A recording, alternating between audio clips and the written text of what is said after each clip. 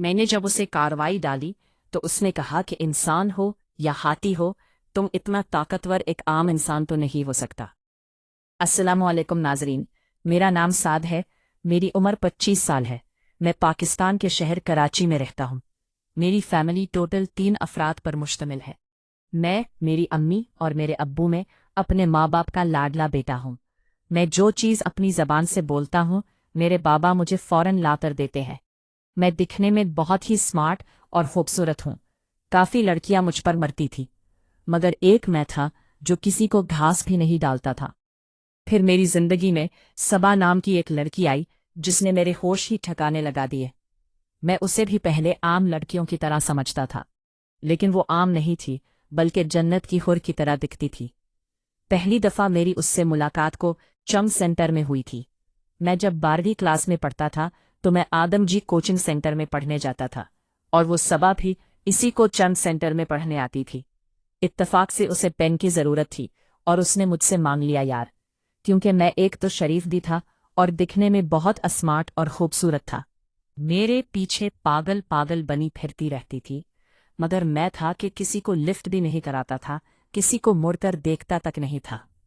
اس صبا نے جیسے ہی مجھ سے پہن مانگا تو میں نے اسے پہن دے دیا۔ اس نے اپنا کام مکمل کیا اور پھر مجھے پین واپس کیا اور میرا شکریہ ادا کیا، اور مجھے دیکھ کر مسکرا رہی تھی۔ مجھے پہلے تھوڑا سا تو عجیب لگا، لیکن پھر میں نے دل میں سوچا کہ یار مسکرانے سے کیا ہوتا ہے۔ میں نے بھی اس کی مسکراہٹ کو مسکراہٹ سے جواب دیا، اور یہاں سے ہمارا سلسلہ شروع ہوا ریلیشن شپ کا۔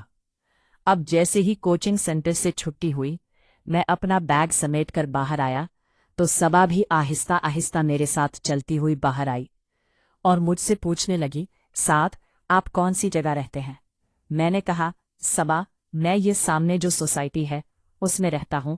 400 گز کا ہمارا اپنا بنگلہ ہے، 2 گاڑیاں ہیں، اور میں اپنے ماں باپ کا اکلوتا بیٹا ہوں۔ جیسے ہی میں نے یہ کہا تو جیسے صبا تو میرے پیچھے لٹو ہولی تھی۔ میں پھر صبا سے پوچھنے لگا کہ آپ کہاں رہتی ہے؟ تو اس نے کہا کہ میں فلاں سوسائٹی میں رہتی ہوں۔ مطلب کہ ہمارے برابر میں ایک اور سوسائٹی تھی، زیادہ دور نہیں تھی۔ رہتی تھی۔ تھوڑی دیر بعد ہم ایسی باتیں کر رہے تھے کہ اس نے کہا کہ چلے، مجھے دیر ہو رہی ہے، کل ملاقات ہوتی ہے۔ یہ کہہ کر وہ اپنے گھر کی طرف روانہ ہو گئی اور میں اپنے گھر کی طرف روانہ ہو گیا۔ جیسے ہی میں گھر پہنچا، پتہ نہیں کیوں زندگی میں پہلی دفعہ یہ سب لڑکی تھی جو مجھے بار بار یاد آ رہی تھی، شاید میرے دل پہ اتر گئی تھی۔ میں گھر گیا، امی کو سلام کیا، امی نے سلام کا جواب دیا۔ شام کے 5 بجے کا ٹائم تھا۔ امی نے کہا، ساتھ بیٹا تم چینج کر لو، میں تمہارے لیے چائے بنا دیتی ہوں۔ میں نے کہا، امی آپ کو چائے بنانے کی ضرورت نہیں ہے، وہ سلمہ ہے نا ہماری ماسی، اس کو ایپ بول دیں، وہ بنا دے گی، ایپ ریسٹ کرے۔ امی نے کہا کہ چلو ٹھیک ہے، میں اسے بول دیتی ہوں۔ میں نے کہا، امی ایپ نہیں بولے، میں خود جا کے بول دیتا ہوں۔ ہمارے گھر میں جو کام کرتی تھی سلمہ لڑکی، وہ بھی تقریباً 19 سال کی جوان اور خوبصورت لڑکی تھی۔ اب میں اسے لفٹ نہیں کراتا تھا کیونکہ وہ تھی ماسی، ہمارے گھر کے کام کاج کرتی تھی، سمجھے کہ کھانا بھی وہی بناتی تھی، جھاڑو پوچھا وغیرہ گھر کے تمام کام کرتی تھی۔ صبح 8 بجے گھر پہ آتی تھی اور رات کو 8 بجے گھر جاتی تھی۔ دکھنے میں تھی سلمہ بھی خوبصورت، لیکن تھی غریب گھر سے۔ امی اس کا بہت زیادہ خیال رکھتی تھی۔ پھر میں نے جا کر سلمہ کو بولا کہ میرے لیے چائے بنا دو، تو اس نے میرے لیے چائے بنا دی۔ میں نے چائے پی اور پھر اپنے روم میں اگر تھوڑی دیر لیٹ گیا۔ میں جیسے ہی روم میں اگر لیٹا تو مجھے صبا یاد آنے لگی، پتہ نہیں کیوں میرے دماغ میں سما گئی تھی، میرے دل میں اثر کر گئی تھی۔ وقت گزرتا گیا اور رات کے 10 بج گئے۔ ہم سب گھر والوں نے رات کا کھانا کھایا اور پھر میں لیٹ گیا۔ صبح امی نے اٹھایا، میں واش روم گیا، نہا دھو کر فریش ہو کر تیار ہوا اور ناشتہ کر کے کالج کی طرف روانہ ہو گیا۔ 1 بجے تک میں کالج سے واپس آ جاتا تھا اور پھر 3 بجے میں کوچنگ سینٹر جاتا تھا۔ مجھے کالج میں بالکل بھی مزہ نہیں آیا، میرا پڑھائی میں ہی دل نہیں لگ رہا تھا، مجھے بس یاد آ رہی تھی، تو بس صبح کی یاد آ رہی تھی۔ دل چاہ رہا تھا کہ بس جلدی مجھے مل جائے، اور میں اسے دیکھنا چاہتا تھا، اسے محسوس کرنا چاہتا تھا، उसे हाथ लगाना चाहता था। मैं घर पे आया, यूनिफॉर्म चेंज की। अम्मी ने कहा कि हाथ मना धो लो, मैं तुम्हारे लिए खाना लगा रही हूँ। फिर मैं हाथ मना धोकर खाने की टेबल पे आ गया, खाना खाया और फिर मैं 3 बजने का इंतज़ार करने लगा कि 3 बजे तो मैं जल्दी से तैयार होकर पहुंचे, एक सेंटर जाऊं और सबा से जाकर मिलूं। आज मैं थोड़ा एक्स्ट्रा तैयार होकर गया था। मैं चाहता था कि सबा मेरे ऊपर लिट्टो हो जाए, जिस तरह मैं उसके पीछे लिट्टो हो गया था। जैसे ही मैं तैयार होकर कोचिंग सेंटर पहुंचा तो मेरी नज़र थी कि बस सिर्फ और सिर्फ सबा को ढूंढ रही थी। लेकिन आज मुझे सुबह कहीं भी नजर नहीं आ रही थी। मेरा दिमाग खराब हो रहा था। मैंने इधर उधर तमाम जगह ढूंढ लिया, मगर मुझे सुबह कहीं भी नजर नहीं आ रही थी। इधर हमारी क्लास भी शुरू हो गई थी। मेरा पढ़ाई में बिल्कुल भी दिल नहीं लग रहा था, क्योंकि मेरी नजरें सिर्फ और सिर्फ सबा को तलाश कर रही थी।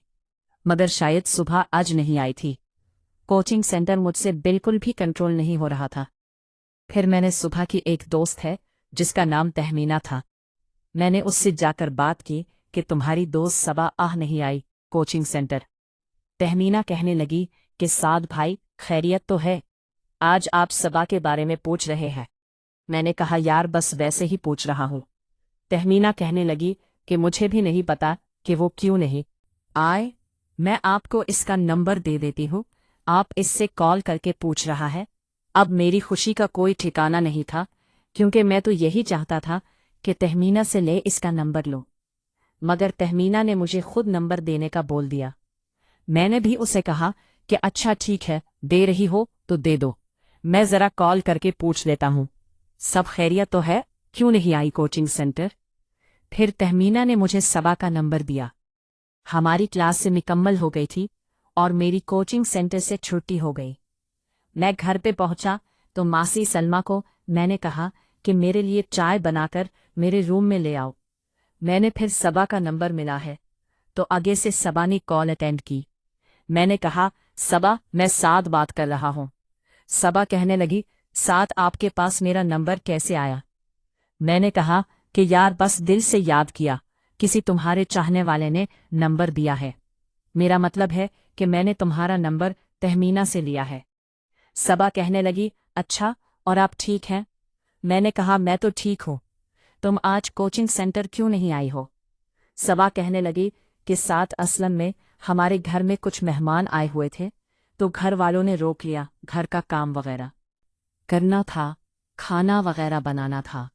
मैंने कहा कि यार मुझे तुम्हारी बहुत याद आ रही थी, मैंने तुम्हें आज कोचिंग सेंटर में बहुत मिस किया। सबा कहने लगी अच्छा, आपने मुझे इतना मिस किया? मैंने कहा ये तो तुम मेरे सामने होती तो मैं तुम्हें बताता कि मैं तुम्हें कितना मिस कर रहा हूं। सुबह कहने लगी कि चले कल फिर मुलाकात होती है आपसे। मैंने कहा कि यार तुम ऐसा करो कि कल मैं कॉलेज की छुट्टी करता हूं, तुम भी छुट्टी कर लो, कल हम कम ही लॉन्ग ड्राइव पे चलते हैं। मैं अपनी में गाड़ी ले आऊंगा, सिटी कार में बैठकर हम लोग कहीं लॉन्ग ड्राइव पे चलते हैं। सबा कहने की ठीक है, साथ मेरा भी बड़ा दिल चाह रहा है कि मैं कहीं बाहर जाऊंगा घूमने के लिए। मैंने कहा ठीक है, फिर कल सुबह 8 बजे मैं तैयार होके फला जगह पे आ जाऊंगा, तुम भी आ जाना, वहां से मैं तुम्हें पक कर लूंगा। सबा ने कहा ठीक है। जैसे ही मैंने कॉल काटी तो मासी सलमा आ गई, चाय लेकर आ गई। मैंने जैसे ही सलमा को देखा, सलमा के पड़े सारे गीले हो चुके थे। आज सारा दिन सलमा कपड़े धोती रही है और सलमा तो कयामत लग रही थी। मैंने जैसे ही उसे देखा तो मैं अपने आपे से बाहर हो गया। सलमा ने जैसे ही मुझे चाय दी तो मैंने उसका हाथ पकड़ लिया। सलमा कहने लगी क्या हुआ साद भाई, ये क्या कर रहे हैं? मैंने फौरन कहा कि सलमा यार, एक तो मुझे तुम भाई मत कहा करो, तुम सर कभी मुझ पर भी ध्यान दिया करो, मेरा ख्याल रखा करो। सलमा कहने लगी मैं आपका ख्याल रखती तो हूँ, जो चीज़ आप बोलते हैं मैं सब कुछ करती हूँ। मैंने कहा कि बस एक लास्ट काम है, ये मेरा कर दो। उसने कहा कि बोलो, मैं आपका हर काम करने के लिए तैयार हूँ। मैंने फिर जाकर अपने रूम की कुंडी लगा दी। जैसे ही मैंने रूम की कुंडी लगाई तो मैंने देखा कि